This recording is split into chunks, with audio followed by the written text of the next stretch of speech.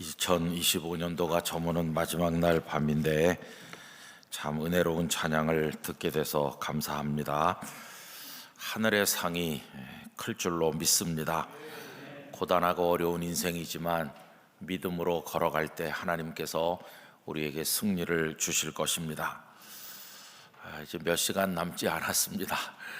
이제 2025년이 끝나고 이제 새해가 시작되는데요. 아마 내년이 돼도 며칠 동안은 계속 2025년 그렇게 말하는 분이 있을 거예요. 습관이 돼가지고. 근데 뭐 괜찮죠, 그죠? 우리 말에서 2025가 2026으로 바뀌고 벽에 붙은 달력이 바뀌어도 뭐 그렇게 시간이 달라지겠습니까? 우리 마음이 달라져야 되는 것이고 하나님 앞에서 우리의 삶이 달라져야 되는 게 중요하겠죠. 날마다 우리를 새롭게 하시는 하나님의 은혜 가운데 살길 원합니다. 내가 만물을 새롭게 하노라. 하나님께서는 그런 말씀을 하셨으니까 그 하나님 안에 있는 새로움, 그걸 간절히 사모하면서 우리의 육체는 날마다 쇠하여 가지만 속사람은 날마다 새롭다, 그렇게 하셨으니까 여러분 그런 마음으로 새해를 하나님 안에서 맞이하시기를 바랍니다. 이런 이야기를 읽었습니다. 이제 6.25가 나기 전인데 38선으로 북쪽과 남쪽이 나뉘어서 우리 민족의 비극이 시작되던 아마 그때였던 것 같습니다. 근데 이제 북한 땅에 38선 저 위쪽은 이제 김일성이 들어와 있는 것이고 공산당 정권이 수립돼서 예수님을 믿는 사람들은 참 많은 고초를 이제 겪고 있는 것이죠. 6.25가 발생하기 전에도 이제 저쪽은 그렇게 어려웠던 것인데 한 인민군 장교의 아내가 신실하게 예수님을 잘 믿는 사람이었다고 합니다. 그러니 참 형편이 딱하게 됐죠. 그 남편은 예수님을 믿으면 안 되는 인민군 소속이고 예수님을 믿는 사람들을 잡으러 다니기도 하고, 그런데 아내는 신실한 성도고, 그러니 이게 얼마나 어렵겠어요. 그래서 이제 윽박지르기도 하고 설득하기도 하고, 그래도 그 아내는 나는 죽는 일이 있어도 예수님을 버릴 수 없다 이러면서 더 열심히 기도하고 신앙생활을 했다는 겁니다. 그렇게 이제 참 어려운 가정생활이 이어지고, 또 아내가 예수님을 믿는 게 들통이 나면 이 남편은 참 두려운 것이죠. 나까지 죽게 되겠어, 이제 그렇게 두려운 가운데 지나고 있었는데 아내는 늘상 하나님께서 남편을 구원해 주기를 기도했다고 합니다. 남편이 지쳐서 들어와 쓰러지면 남편의 잠자리를 봐주고, 그리고는 그 옆에 앉아서 기도도 하고 또 찬송도 부르는데, 내 주를 가까이 하려 하면 십자가 짐 같은 고생일세, 이 찬송을 또 계속 부르고, 그러다가 전쟁이 뻥 터진 거죠. 그래서 그 남편이 인민군으로 6.25 전쟁에 오지 않았겠어요. 치열하게 전쟁을 하다가 이 남편이 이제 포로가 된 것입니다. 그래서 이제 거제도 포로 수용소에 가 있었는지 어딘지 그 장소는 뭐 밝혀지지 않아서 제가 잘 모르겠는데, 하여튼 포로 수용소에 이제 끌려가 있게 됐는데,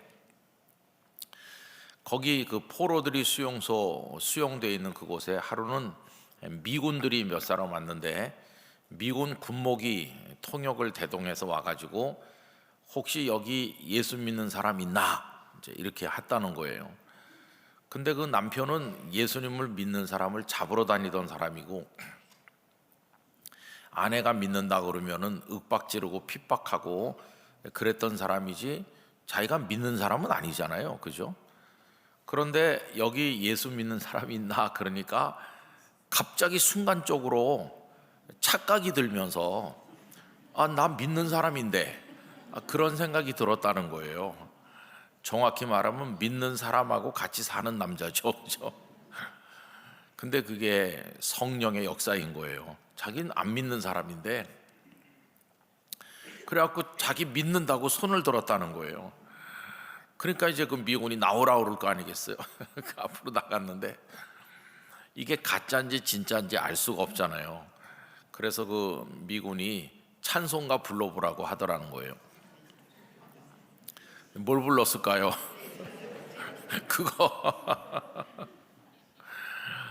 그거를 이제 엇비슷하게 부르니까 이 사람 진짜 믿는 사람인가 보다. 그래가지고는 거기서 풀려 나오게 됐다는 거예요. 나중에 뭐 자세한 얘기가 지금 다 생각 안 나는데 그 책에 나온 얘기가 그렇고, 그래서 이 사람이 진짜 믿는 사람이 된 거예요. 진짜 믿는 사람이 되고, 그리고 주님을 위해서 사는 사람이 됐다, 그런 간증문이 실려 있는 것을 보았어요. 근데 그 거제도 포로 수용소에 갇혀 있었던 수만 명 중에 하여튼 극적으로 예수님을 믿은 사람들 간증은 제가 많이 읽기도 하고 듣기도 하고 그랬는데, 아마 그 제가 읽은 그 책에 나오시는 분도 그런 비슷한 은혜를 입은 분인 것 같습니다. 여러분, 그 사람이 살아난 이야기가 극적이지만은 저는 그 읽으면서 마음이 짠한 게 그분의 그 아내예요. 그 아내. 그렇게 남편이 핍박하고 윽박지르고 때로는 뭐 설득도 했죠. 인민군 장교 부인이 예수 믿으면 되겠냐. 그런데 그 모든 것에도 굴하지 아니하고 늘 남편의 영혼을 위해 기도하고 남편을 위해서 찬송을 부르고 남편 곁에서. 여러분, 그래서 그것이 무슨 뭐 대단한 일을 이룬 것 같지는 않지만은 그 기도가 하나님 앞에 상달되고 결국은 남편이 죽지 않고 살아나온 것도 기적이지만 더 큰 기적은 예수님을 믿게 된 것이에요. 구원받은 영혼이 됐잖아요. 그죠? 지금까지 2000년 동안 기독교 복음이 흘러오는 가운데 소위 말해서 저 여의도에서 100만 명씩 모여가지고 뭐 빌리그레엄 목사님 와서 집회를 한다든가 뭐 이런 식으로 대단히 복음을 위해 가지고 상황이 잘 조성이 돼서 정부에서도 막 뒷받침을 해주고 뭐 그렇게 편의를 봐주고 이런 조건 하에서 복음이 전해진 때는 별로 없었습니다. 그때 여의도에서 집회를 할 때는 경찰들이 많이 나와가지고 다 교통을 편의를 봐주고 안내를 해주고 뭐 이렇게 해가지고 열린 집회인데, 그런 게 전 세계적으로 별로 없는 것이죠. 거의 대부분의 경우는 복음이 어떻게 퍼져가냐 하면은 예수님을 전하는 자가 있어도 방해하는 사람이 더 많은 핍박의 상황 속에서 눈물겨운 기도를 해가면서 한 사람 한 사람 이렇게 한 거지, 그 모든 여건이 그렇게 갖춰진 가운데 한 것은 거의 없어요. 그래서 기독교 역사는 복음의 전파 역사인데, 그 복음의 전파 역사는 결국은 피의 역사다, 그렇게 말하잖아요. 그래서 주님의 교회는 성도들의 피 위에 세워져 있다고도 얘기하잖아요. 고난의 역사 속에서 이제 복음이 전해진 것이에요. 우리가 사도행전에서 이제 바울 사도와 바나바를 비롯해서 2차 전도 여행 때는 또 파트너가 바뀌어서 바나바는 실라와 함께 다니게 됐는데, 어쨌든 이런 전도 여행의 과정을 보면 어느 한 곳도 바울을 기다리고 있다가 영접했다든가, 그래서 많은 사람들이 바울의 말씀을 듣기 위해서 모였다든가, 그런 얘기는 아주 드문 것이고, 거의 대부분의 말씀을 들으려는 사람이 몇 명 있으면 방해하는 사람은 더 많은 그런 상황 속에서 사도 바울이 사역을 하셨다는 것을 알 수 있어요. 그래서 고린도 후서 11장 끝에 가서 보시면 바울 사도께서 당신이 겪은 그 고난들에 대해서 쭉 얘기하고 있잖아요. 강도를 만나기도 하고 강의 위험을 만나기도 하고 굶기도 하고 또 40에 하나 감만매를 뭐 수도 없이 맞기도 하고 파선 당하기도 하고 뭐 그런 거 쭉 얘기하잖아요. 그러니까 결국은 복음의 역사는 고난의 역사였다 하는 것을 알 수 있는 거죠. 근데 이제 오늘 이 얘기는요, 사도 바울의 1차 전도 여행 중에 비시디아 안디옥에 가서 이제 말씀을 전하고, 비시디아 안디옥에 유대인들이 들고 일어나서 박해를 하기 때문에 장소를 이제 옮긴 겁니다. 비시디아 안디옥에서 한 140km 정도 가까이 떨어져 있는 이고니온이라는 곳으로 옮겼어요. 근데 그 이고니온도 상당히 큰 도시고 거기도 유대인들이 살고 있었습니다. 유대인들이 있으면 회당이 어디나 다 있잖아요. 그래서 이제 회당에 들어가서 처음에 말씀을 전했는데 결국은 이고니온에서 사역을 하게 된 결과 사람들이 두 부류로 나누는 거죠. 이건 어디나 다 그렇죠. 한쪽에서는 참 이 말씀이 좋다 그러면서 그 말씀을 들으려는 사람들이 생기는 거고, 반대쪽엔 또 어떤 사람들이 생길까요? 그걸 방해하는 사람들, 그 방해하고 믿으려고 하는 사람들을 이제 믿지 못하게 충동질을 하고 바울이나 바나바를 힘들게 하는 그런 적대 세력이 또 생기는 거거든요. 여기 이고니온도 똑같은 상황이 벌어진 것을 볼 수 있습니다. 여러분 1절 말씀부터 보십시오. 이에 이고니온에서 두 사도가 함께 유대인의 회당에 들어가 말하니 유대와 헬라의 허다한 무리가 믿더라. 믿는 사람이 있어요. 그러나 순종하지 아니하는 유대인들이 이방인들의 마음을 선동하여 형제들에게 악감을 품게 하거늘. 믿지 않는 유대인들은 방해를 많이 하면서 믿으려는 사람들 마음에 선동을 하고 믿지 못하게 이제 하는 거죠. 또 악감을 품게 만든다. 이렇게 악조건이 조성이 됐어요. 사역하기가 어려운 거죠. 사역하기가 어렵다. 뭐 우리나라는 지금 자유롭게 예배를 드리고 자유롭게 복음을 전도하죠. 물론 요즘에 뭐 동성애니 등등 해가지고 여러 가지 제한도 있고 기독교 학교에서도 자유롭게 학생들한테 성경을 가르치지 말라 뭐 이렇게 하고 대한민국도 참 걱정스러운데, 그래도 아직까지는 대한민국은 자유민주주의 국가로 이제 되어 있는데 방해하는 사람들도 좀 많이 있는 것도 사실이에요. 그럼 이제 오늘날 이런 현장에서 어려움을 겪는 사람들은 누구냐 하면은 대개 이제 목회자들이 그런 걸 좀 겪죠. 제가 전에도 이제 말씀드린 적이 있습니다만은 저희 신학교 동기 목사님 중에서 장로님 하다 오신 분이 한 분 계셨거든요. 옛날에는 장로님이 40이 넘어야 되는 게 아니고 30살만 넘으면 장로님이 되던 때가 있었습니다. 옛날에. 그러다가 이제 그건 좀 너무 이르다 그래서 우리 교단 법이 바뀌어가지고 40세로 높아진 건데요. 이분은 어느 교회에서 얼마나 열심히 신앙생활 했는지 30대에 장로님이 되신 거예요. 그리고는 늦게 신학교에 입학을 하셨어요. 저희랑 입학 동기가 된 거죠.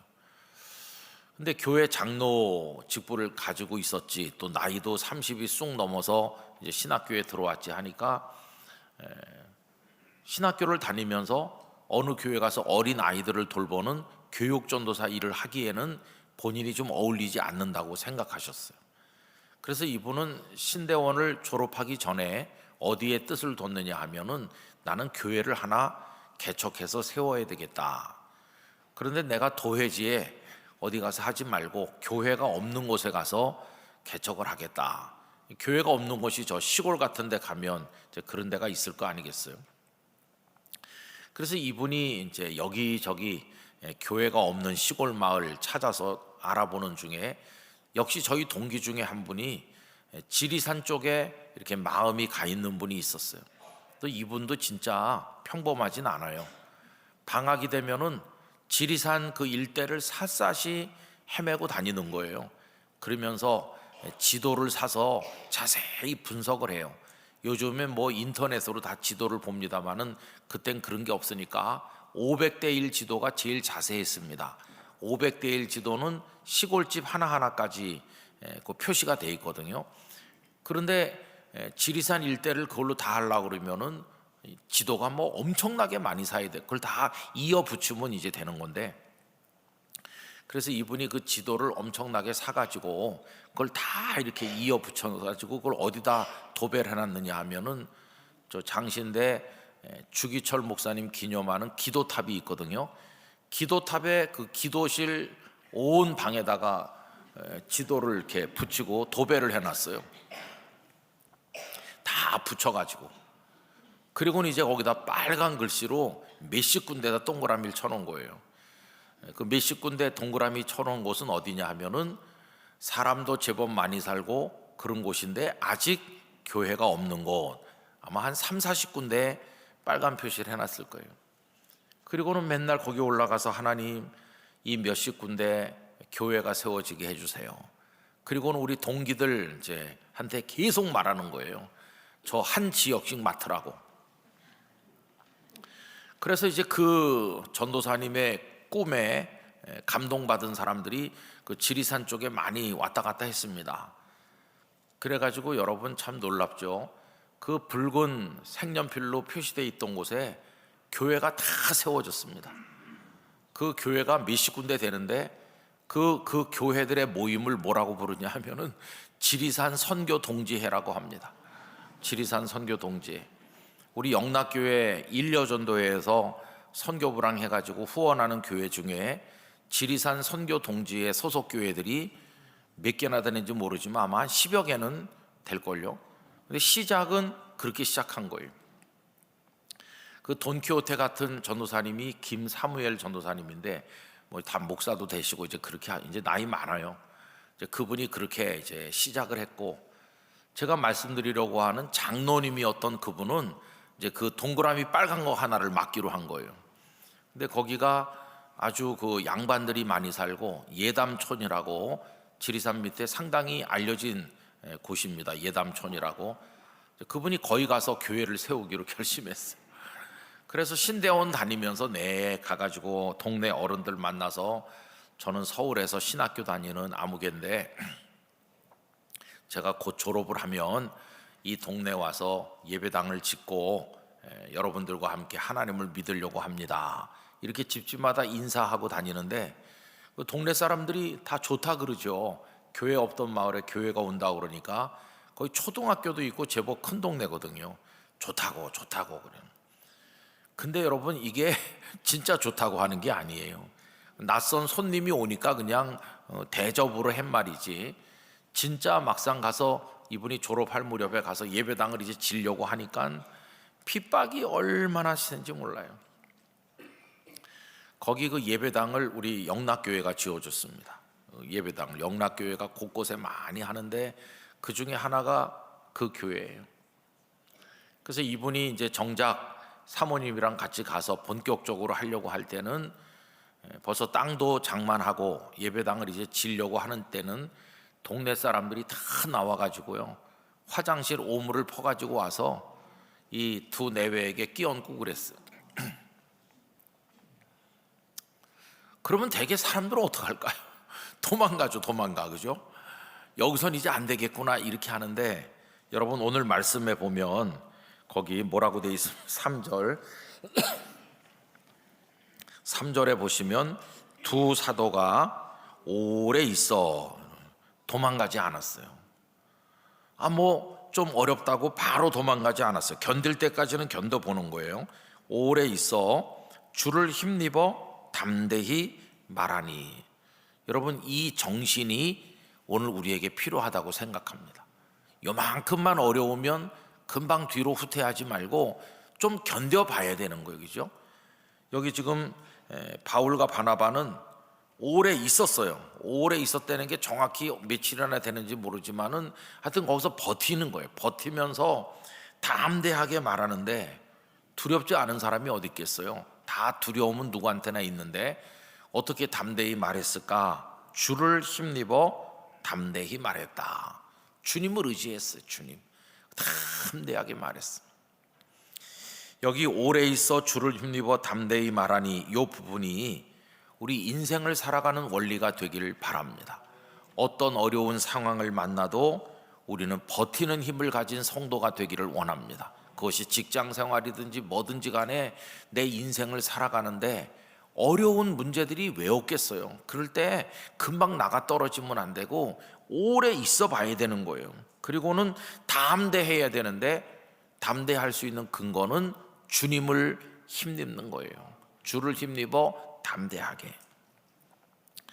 그래서 그 장로님 네 분도 버티는 거예요. 상대방들이 뭐 그렇게 하든지 말든지 그걸 다 감당하면서 우리가 좋은 교회를 세우고 이 마을의 보탬이 되겠습니다, 이제 이렇게 하면서 그래서 이제 교회를 다 영락교회에서 가서 이렇게 해가지고 예배당을 다 완공했어요. 그리고 뭐 성도가 가족 외에는 한 명도 없죠. 그런데도 거기서 열심히 복음을 전도하고 온 동네 사람들을 가족같이 섬기고, 동네 누구네 집에 일이 있다 그러면 가서 밭일도 해주고, 뭐 농사 도와주고, 벽 바른다 그러면 가서 도배도 해주고, 페인트 칠도 해주고, 온 동네 머슴같이 두 네 분이 그렇게 충성스럽게 섬겼어요. 이제는 그 교회 성도가 몇십 명 됩니다. 그리고 아주 그 마을의 유지가 되셨어요.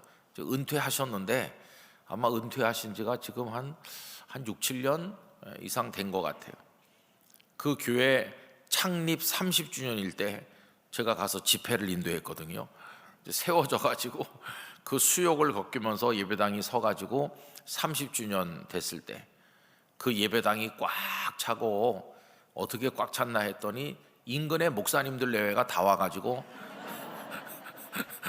수십 개 교회 목사님 네 분이 다 와가지고 꽉 채우고, 그 지리산 선교 동지에 지금은 다른 목사님이 오셨어요.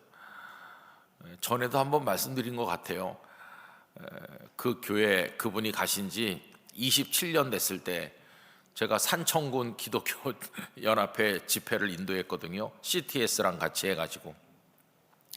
그때 그분이 당신이 27년 차 됐는데 27명 교인이라고 그랬어요. 그러면서 많이 우시더라고요. 그때 그 지리산에 단풍이 좋을 때인데 단풍놀이 가자고 해가지고 저를 차에 태우더니 가다 말고 우는 거예요. 내가 여기 오물을 끼얹는 사람들 속에 들어와서 27년 됐는데 지금 27명이 우리 교회 교인이라고, 출석 27명. 1년에 한 명씩 하나님께서 보내주셨다. 1년에 한 명. 그래서 앞으로 내가 몇 년 더 남았는데 계속 요 속도로 1년에 한 명씩 하면 하나님 앞에 갈 때 30몇 명밖에 못 데리고 간다는 거예요. 그러면서 우는 거예요. 평생을 바쳐서 겨우 30몇 명밖에 못 한다. 그래서 그날 단풍놀이는 포기했고 가다가 차를 옆에 세우고 같이 울면서 같이 기도했어요. 형님, 저보고 하라 그러면 못할 것 같아요. 형님이니까 하나님이 하게 하신 거지. 진짜 저는 그 목사님이 큰 면류관 받을 거라고 믿습니다. 거기서 목회하는 동안에 사랑하는 딸도 먼저 천국에 갔거든요. 그런 딸을 또 하나님께 먼저 보내기도 하면서 반주하던 딸인데 요즘도 얼마나 기쁨으로 사시는지 몰라요. 그 두 네 분은. 여기 지금 굉장히 어렵지만 바울과 바나바가 금방 후퇴하지 않고 오래 머물면서 주를 힘입어 담대하게 말한 것처럼, 이제 복음의 어려운 상황, 그리스도인들이 인생의 어려운 상황을 만날 때 어떻게 해야 되는가 하는 것을 알 수 있는 거죠. 그런데 결정적으로 중요한 건 뭐냐 하면요, 여러분 그 3절에서 색연필 있으신 분은 어디다 줄치냐 하면 그 다음에 줄치면 됩니다. 담대히 말하니, 그 다음에 주께서, 여기다 동그라미 치시면 좋을 것 같아요. 주께서. 그 다음에 쭉 내려가셔서 어디다 줄을 치냐 하면은 자기 은혜의 말씀을 증언하시니, 거기다가 줄을 치시면 될 것 같아요. 그 가운데는 빼고 표시한 것만 붙여서 읽으면 어떻게 되냐면요, 주께서 자기 은혜의 말씀을 증언하시니, 그렇게 되죠. 그래서 바울과 바나바를 통해서 그들의 손으로 표적과 기사를 행하게 하여 주셔서 자기 은혜의 말씀을 증언하게 하신다. 그러면 바울과 바나바가 주체입니까? 주님이 주체입니까? 주님이 하시는 거예요. 주님이 하시는 거고 바울과 바나바는 거기 심부름을 하는 거예요, 지금. 그죠? 결국 모든 복음 사역의 성도들의 삶에 그 모든 걸 주도하시는 분은 주님이시다. 주님.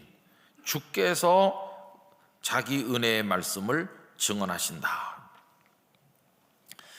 이제 그 밑에 4절에 보면 그 시내의 무리가 나뉘어 유대인을 따르는 자, 유대인을 따르는 자는 이제 복음을 전하지 못하게, 믿지 못하게 방해하는 자들이겠죠. 그런 사람들도 있고, 두 사도를 따르는 자도 있는지라. 그리고 영적 싸움이 전개가 되면서 바울과 바나바가 열심히 그래도 말씀을 전하고 있었는데 상황이 더 악화됐어요. 5절, 이방인과 유대인과 그 관리들이 두 사도를 모욕하며 돌로 치려고 달려드니, 이제는 그냥 방해하는 정도를 넘어서서 죽이려는 단계까지 온 거예요. 돌로 치려고 하니까 이제 그때는 후퇴하게 됐어요. 6절, 그들이 알고 도망하여. 이분들이 나중엔 다 순교자가 됐지만 아직은 순교할 때가 아닌 거예요. 전략적 후퇴를 하셔서 어디로 갔냐면 루가오니아의 두 성 루스드라와 더베와 그 근방으로 가서, 중요한 건 7절입니다. 또 거기서 뭘 했나요? 복음을 전한 것이. 모든 주어진 상황에 포기하지 아니하고 그 상황이 어떻게 변화되든지 거기 적응해 가면서 버틸 땐 버티고 또 갈 땐 가면서 어딜 가든지 복음을 전한 거예요. 여러분, 거기 7절은 대단한 집념을 보여주는 겁니다. 거기서도 똑같이 복음을 전했어요. 루스드라 더베 그 근방에. 그리고 이제 나중에 보면은 무슨 얘기가 나오냐 하면은 사도 바울이 결국은 돌로 맞는 일이 일어나잖아요. 그죠? 그래도 하여튼 복음을 전했다. 거기서도 복음을 전했다. 이게 중요한 거죠. 오늘 말씀의 제목을 어떻게 정했느냐 하면 주께서 증언하시니, 이렇게 정한 이유는 방금 전에 제가 표시하시라고 했던 그 부분에서 따온 겁니다. 주께서 증언하시니. 저는 주님께서 하신다고 믿습니다. 바울과 바나바가 한 게 아니고 주께서 증언하신 것이, 주님이 하시는 거예요. 주님이. 그리고 지금도 주님께서 하고 계시다고 저는 믿습니다. 여러분, 목사가 설교를 해보면 어떤 날은 설교 준비가 잘 된 것 같은 생각이 드는 날도 있어요. 그래서 오늘은 설교 준비가 잘 됐어, 그래가지고 자신만만하게 시작하는 날도 있어요. 그런데 그게 마지막에 가보면 죽이 되는 거예요.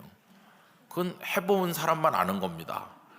근데 어떤 때는 너무 피곤하고 시간에 쫓기고 그래서 영 부실한 날도 있어요. 그건 정말 그래요. 부실한 날도 왜 없겠어요? 근데 그래서 오늘은 영 형편없겠어, 그러면 이 설교자가 마지막에 기댈 때가 어디 있습니까? 원고도 부실하지, 컨디션도 아주 안 좋고 피곤하고 아주 힘들지, 그러면은 어딜 기대겠어요? 이 말씀밖에 없는 거예요. 주님께서 성도들에게 직접 말씀해 주세요. 주께서 증언해 주실 줄로 믿습니다. 그럼 이제 죽을 쓴 것 같아요. 그런데 성도들은 은혜 받았다 그래요. 그 참 이상한 신비로운 일이에요. 저는 우리 영락교회가 이걸 확실히 믿으면 우리 교회는 든든히 설 거라고 믿습니다. 주께서 하시는 것이에요. 주께서 교회학교 교사들을 통해서 우리 어린이들에게 말씀하시는 것입니다. 주께서 구역장 권찰님들을 통해서 구역 식구들의 마음을 감동시키는 것입니다. 주께서 많은 목회자들을 통해서 역사하시는 것입니다. 그 주님께서 하시는 거예요. 주님께서. 저도 지금까지 목회하면서 모든 상황이 순탄했던 것은 아니었습니다. 자주 말씀드려서 뭐 다 알지만은 예배당 짓다가 밑바닥에까지 떨어진 적도 있었고, 또 뭐 아픈 적도 있고, 많은 어려움들이 있었어요. 제가 아플 때도 있고, 아이들이, 우리 가족이 아플 때도 있고, 뭐 교회가 아주 뭐 굉장히 힘든 위기를 만났을 때도 있고 그래요. 지금 와서 곰곰이 이렇게 더듬어 생각해 보잖아요. 오늘 같은 날 이제 해가 또 바뀌는 이런 때가 되면 마음이 숙연해져요. 오늘도 예배 들어오기 전에 좀 일찍 와서 저 밑에 준비실에 혼자 가만히 앉아 있으니까 참 많은 생각이 짧은 시간이지만 들어요. 한 해 동안 잘 지난 것에 대한 감사도 있지만은 하나님께서 해가 저무는 이 오늘 마지막 날 저녁에 내 마음에 어떤 감동을 주시나, 그런 생각도 들기도 하고 그래요. 그래서 지난 세월이 이렇게 여러 가지 사건들이 생각나요. 근데 그 중에 생각이 제일 많이 나는 것들은 평온했을 때 이야기가 아니고 참 어려웠을 때 이야기예요. 어려웠던 때들이 이렇게 순간순간 나타났다 사라지고 나타났다 사라져. 그런데 그 속에 다 뭐가 들어있냐 하면은 주님의 손길이 있다는 거예요. 그때 주님께서 때로는 위로해 주셨고, 때로는 누구를 통해서 그 상황을 돌파해 나갈 수 있도록 도와주셨고, 참 그런 극적인 하나님의 은혜가 한두 번이 아니었어요. 그래서 저는 오늘 이 말씀을 준비하면서 방금 읽은 그 구절에서 큰 위로를 받아요. 주께서 증언하신다. 저는 설교하는 사람으로 살아왔기 때문에 특별히 이 귀절이 저를 굉장히 많이 위로해 줬습니다. 힘내라. 주님께서 하시는 거야. 주님께서 하시는 거야. 저는 우리 성도님들이 예배 드리실 때마다 또 말씀을 들으실 때마다 설교하는 사람이 잘해서 은혜를 받을 거라는 기대 같은 건 다 버리시길 바라요. 오늘도 주님이 내 영혼에 말씀해 주실 줄로 믿습니다.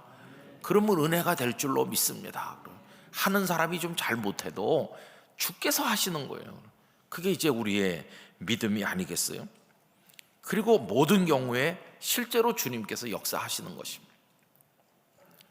얼마 전에 어떤 그 뉴스를 통해서 영상을 잠깐 보게 됐는데, 그게 이제 우리 기독교 신문에 나온 뉴스고, 그 뉴스에 이제 영상이 하나 따라 붙어 있는 그런 뉴스예요. 이게 다른 게 아니고 우크라이나에 있는 어떤 목사님이 독일에 가서 간증인지 설교인지 뭘 하신 거예요. 여러분, 우리가 아는 대로 우크라이나는 정교회 지역이고, 정교회가 아주 옛날식 정교회여서 거기 여러 가지 샤머니즘도 섞이고 뭐 그랬다는 걸 알고 있어요. 그런데 거기 우리 개신교 복음이 전해져 가지고 이 전쟁통에도 예수님을 믿는 사람들이 많이 생겨나고 있다는 거예요. 이분은 침례교 계통 목사님이신 것 같아요. 그런데 이분이 독일에 어디 초청받아 오셔가지고 지금 우크라이나가 무너지고 있다고 생각하지 마세요, 그런 얘기를 하는 거예요. 우크라이나에 날마다 그 러시아가 폭격을 해가지고 아파트가 다 폐허가 되고 죽기도 많이 죽고 다 무너지는 것 같지만 다시 세워지는 것도 있고 살아나는 것도 있다.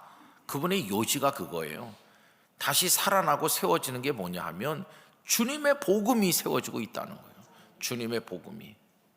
그리고 전쟁이 벌어졌기 때문에 우크라이나 사람들의 심령이 굉장히 갈급해 있고 뭐 늘 죽음 앞에 서 있으니까, 그래가지고 간절한 그 마음이 그리스도께 나오게 만든다는 거예요. 이 목사님이 1년 동안에 수천 명에게 세례를 줬다고 그래요. 이제 침례를 줬겠죠, 그들 방식대로.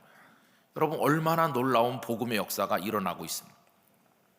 그래서 그분이 그 독일에 와서 했던 그 메시지의 핵심은 뭐냐 하면은 복음은 멈추지 않습니다, 그거였어요. 복음이 멈추지 않는다. 저도 그거 보면서 참 많은 위로를 받았어요. 우크라이나가 막 처참한 잿더미가 되고 있구나, 그런 뉴스를 우리가 접하는데 거기도 살아나는 게 있어요. 주님께서는 그 전쟁의 포연 속에서도 택한 백성을 구원하고 계시는 줄로 믿습니다. 참 위로가 되는 그런 영상이었어요. 여러분, 한 해가 저물고 이제 몇 시간 후면은 새해가 오는데, 새해가 돼도 어려운 일은 계속될 것이에요. 그러나 이 한 절을 우리가 기억합시다. 주님은 당신의 말씀을 증언하신다. 주님은 지금도 일하고 계시다. 사람이 연약할 때, 사람이 벽에 부딪혀 있을 때, 환난과 핍박을 만나서 당황할 때 주님은 여전히 역사하고 계신다. 그 주님, 우리의 주님이십니다. 그 주님을 힘입고, 이 사도들이 주를 힘입고 담대히 말했다. 우리도 주님을 힘입도록 합시다. 주님을 의지하고 주님께 기도하면서 나가면 우리 마음을 돌덩이처럼 짓누르는 많은 어려움들이 있지만 우리는 헤치고 앞으로 나가게 될 줄로 믿습니다. 여러분, 북극을 지나가려면은 얼음이 막 이렇게 얼어 있어서 보통 배는 갈 수가 없죠. 얼음을 깨면서 가는 특수한 배가 필요합니다. 그런 배를 쇠빙선이라고 하죠. 그 앞에 무슨 장치가 있어서 얼음을 깨 부수면서 천천히 가는 건데, 이게 엄청난 기술과 그 배의 힘이 필요한 거죠. 얼음에 막혀서 꼼짝달싹 못하는 상황인데 깨면서 앞으로 가는 거잖아요. 우리 성도의 신앙과 인생은 그런 것입니다. 그 어떤 것들이 우리 앞을 가로막아도 주를 힘입어 우린 앞으로 전진할 수 있을 것입니다. 어디에 가든지 복음을 전했던 사도들처럼 우리도 어떤 상황을 만나든지 믿음의 정절을 버리지 않고 그리스도인답게 주님 안에 살아가는 우리 모두가 되기를 간절히 기원합니다. 기도하겠습니다. 거룩하신 아버지 하나님, 바울과 바나바는 참 어려운 상황 속에 봉착할 때마다 주님을 힘입었습니다. 버티면서 그 자리에서 말씀을 전했습니다. 아버지 하나님, 주께서는 그들을 도우셔서 자신의 은혜로운 말씀을 증언하셨습니다. 어디에 가도 복음을 전했습니다. 굴하지 않았습니다. 주님은 그들에게 승리를 주셨습니다. 주여, 저희도 인생을 살면서 신앙생활하면서 복음을 전하고 섬기면서 주님의 역사를 바라보며 승리하도록 도와주시기를 원합니다. 굳센 믿음을 주시옵소서. 이제 2025년도가 몇 시간 남지 않았습니다. 경건하게 오늘 밤을 보내고 내일 1월 1일 신년 예배며 신년 기도하며 하나님 앞에 우리의 마음을 드리며 새해를 출발하게 하여 주시옵소서. 영락교회 하나님의 은혜를 쏟아부어 주시기를 원하오며 성도들의 심령과 가정에 평강과 복을 허락하여 주시옵소서.